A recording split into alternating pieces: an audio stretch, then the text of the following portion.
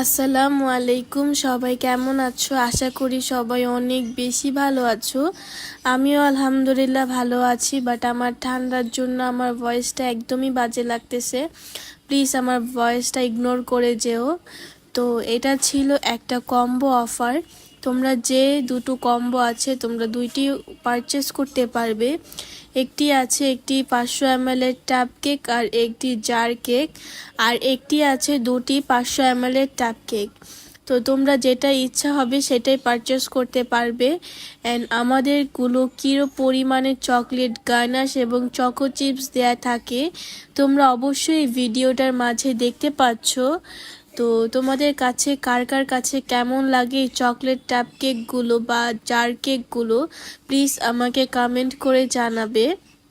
এই কেকটা একটা আপু আমার কাছে অর্ডার করেছিল, এর আগেও উনি আমার কাছ থেকে অর্ডার করেছে।